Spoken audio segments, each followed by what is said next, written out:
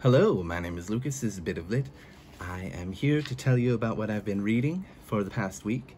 I haven't been updating in terms of BookTube because I've been going out. And we had Dragon Boat Festival last Friday. I was going to make a video to talk about that, but yeah, we went out a bit late and the park that I went to closed, so I just made a short.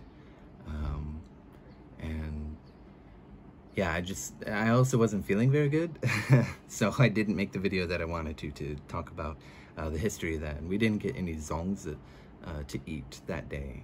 We'd had some the day before, but so it was a bit of a wash. But I've finally been free lately, and it's been wonderful. After 2 months of being inside my compound, yeah, I've been going on a tremendous amount of walks, which has been so freeing and relaxing and very much needed for my own mental health, just to be out, even though I don't normally like to go out that often. Yeah, it's been great. I've been doing it a lot less the past couple days, because, yeah, I've been out. It's fine. Anyway, I would like to tell you about some of the books that I've been reading. I've read them a couple times because they're Chinese books, and I'm reading them for comprehension and a bit of fun too, of course. It's fun to learn and learn these words and use them in my classes. I really feel like I'm improving a lot, although I would say these are really helping. Watching TVs and movies is not helping as much, but I am starting to understand. You know, I watched Everything Everywhere All at Once, and they use a lot of Mandarin, and they mix it with English too. But I was able to understand, I think, all of the Mandarin that they use. Maybe a few phrases here and there I didn't understand, but that was really exciting for me. But anyway, I would like to thank my teachers for that, and talk about some of the books I've been reading again and again. This one is Bao Zheng and the Case of the Cow's Tongue. And all these books are really interesting. You can see they're 150 word starters. And that's, you know, they've got 7 levels. Starter, 1, 2, 3, 4, 5, 6. I could probably read level 1. Because starter.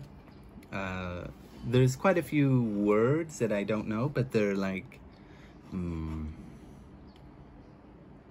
it's like, I might know the characters, but when they're together, I'm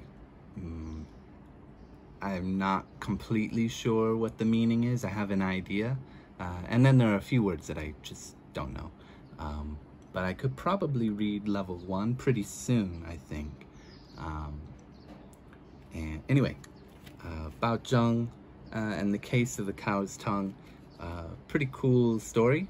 What's great about this, it's about this guy. He's like a magistrate or whatever, and he deals with problems in his village.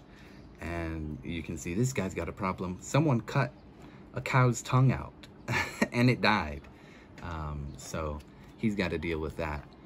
The story is perfectly fine. I enjoy it. We've got these little cartoons in here. You can see it's all in Chinese, so that's really helpful. But there are some times where there's a word you might not know. This one I believe is zhua, right? Yeah, it looks like zhua. Yeah, zhua.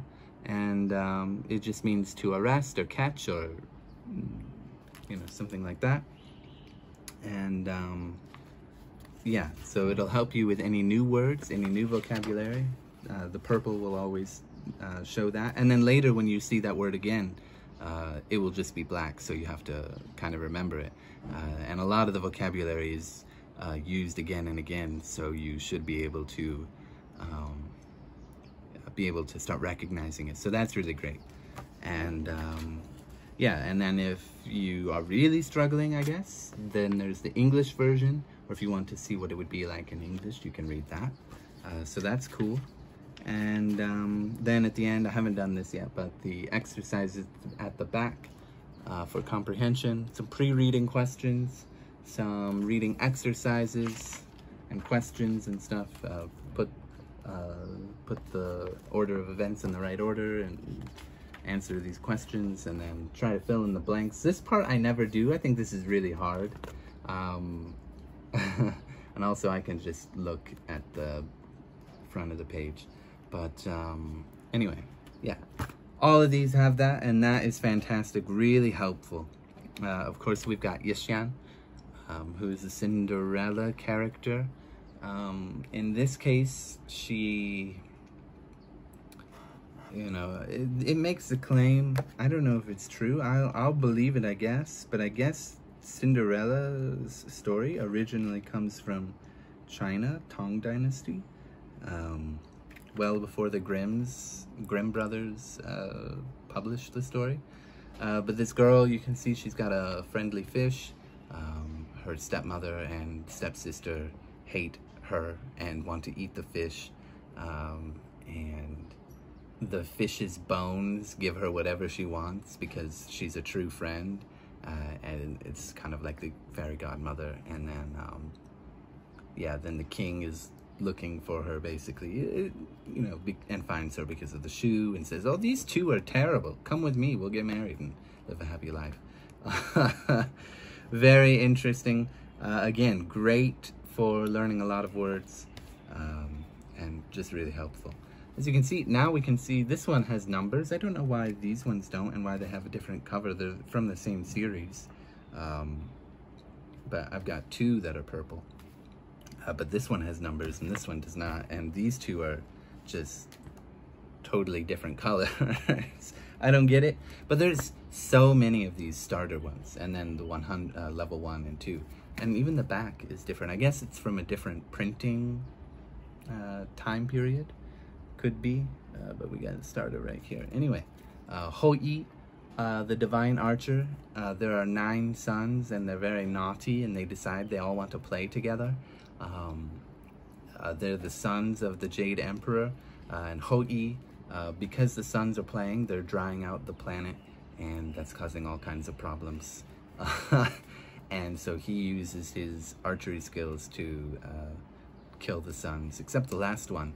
But this makes the Jade Emperor, I think it was the Jade Emperor, really angry, or maybe just some god, I can't remember.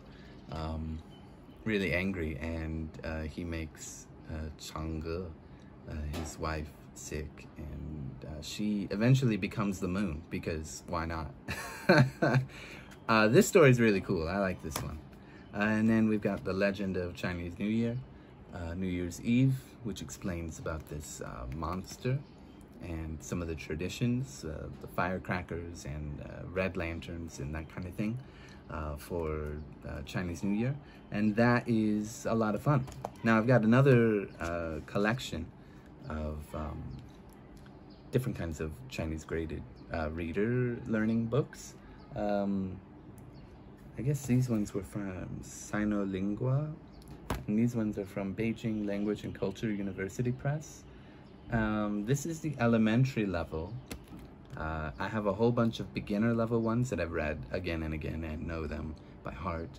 But now I've got all these ones about the Monkey King, my favorite Chinese novel, book, character. Sun Wukong is amazing. Now I'm on the elementary level, 600 words. What's going on here? It gives us the characters and the pinyin. These ones are great too. They've got lots of really cool drawings. Not my favorite artwork, but they're really nice and artistic. These ones have the pinyin, so you can know how to pronounce every word in case you don't understand what you're reading, which is really great and helpful. I like that, but I definitely prefer these because they don't show the pinyin unless there's a new word. But I see a lot of value. I see why to do that, and I see that as valuable, so it's perfectly fine. And yeah, it's got a true and false exercise, answer these questions, and then it's got a little extra story. In this case, this is another story from Journey to the West, which if you have not read, is absolutely phenomenal, and you must read it. It's wonderful. I truly love Journey to the West and the Monkey King. Absolutely must read if you want something really funny and satirical and you want to read Chinese literature. It's so good. Maybe read an abridged version because it's like 2,000 pages long, but maybe not, because even the extended version is going to be well worth your time. Very fun. Anyway, the history book that I've been reading is American Colonies, The Settling of North America, which is a Penguin history of America. And this is written by Alan Taylor, and it is thorough and painful and really, really well done. This was published in 2001. It's a little bit, it's not really old, but yeah, Penguin History of the United States. There we go. There's the cover on my Kindle.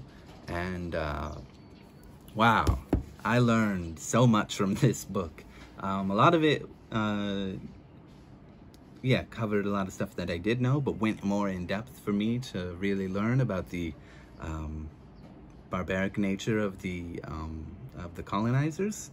And you know, one thing, I think there are a few things that I really appreciate about this, about American Colonies by Alan Taylor. One, it talks about all of the colonizers, not just the British, but the French, the Spanish, the Dutch, even the Russians, and yeah, some of the other smaller groups of people coming in, whether they're, you know, Irish or Scottish or German or, you know, whatever. The main focus is the Spanish for a long period of time because they were the first to colonize the Americas. And then, of course, the French and the English and the Dutch, and then the Russians a little bit at the end. Kind of surprised. I don't remember it really talking about Leif Erikson showing up, and oh no, I think it did. It's been a while. I've been reading this very slowly. I started at the beginning of the lockdown, and I was just reading like barely a page a day. But anyway, it goes into depth about all of their actions in the Americas, particularly in North America, but yeah, which is why it doesn't really talk about the Portuguese too much. But one thing that it really made clear was a long time ago, to explain sort of the reason that the native populations struggled with disease so much was because of sort of how they came to America, you know, kind of slowly but surely a long time ago. And because of the vegetation